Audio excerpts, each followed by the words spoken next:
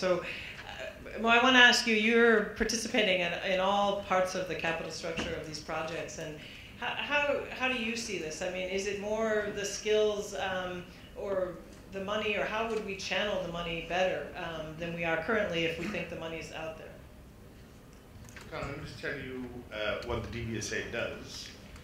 We are an infrastructure financing institution, and in the words of the reluctancy, as a result of that, we are reluctant bankers, partly because we are development activists that want to see infrastructure roll out and address the deficit of infrastructure on the continent.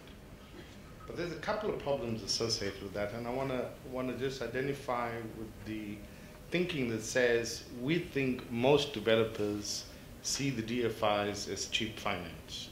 And the truth of the matter is, and I think Brian made reference to it, that in a downgrade environment like we are in South Africa, the cost of capital goes up. And as a result of that, when we are lending money, we are lending money through a period of no less than, on average, about 12 to 15 years. And in 12 to 15 years, that is almost thrice the time a government changes in a particular country. So we have projects that started with Banda in Zambia, and those projects are now with Lungu, right? And they have gone through 3 presidencies. So when we calculate risk, we've got to look at a project for a very long time, and I think that's the disconnect between ourselves and the developers, in the sense that you perhaps are first in and second to leave.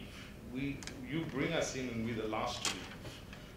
And we've got to manage that risk for all that duration. So I think there are some learnings that we could do. And the first is that we need to have a better understanding of each other's risk, what risks you take, what risks we take, and the principle that someone's got to pay for it, because we don't exist only for your project.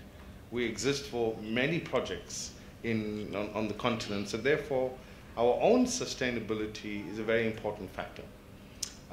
Of course, there is an argument that says, in the result, and I know Brian also made reference to that we're now dealing with capital intricacies rather than capital scarcity.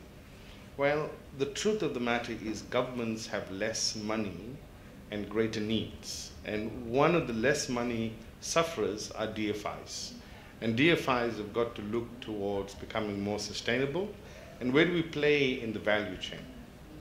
Well, there's something very interesting happening with our own bank, the DBSA, because what we found that we can no longer compete with the likes of, and I don't want to put Solomon on the spot here, but we can no longer compete with a AAA rated bank like the African Development Bank. So it's forcing us to look at different value propositions in that entire value chain. And one of the things we've done is created a infrastructure development division where we intermediate between the private sector and government, and we offer a project management skill to ensure that that which government has tendered gets executed on budget, on time, and for which we charge a fee to keep us sustainable. So there are innovations taking place in the DFI world, and I think that's going to lead to greater understandings and mutual benefits between us and developers.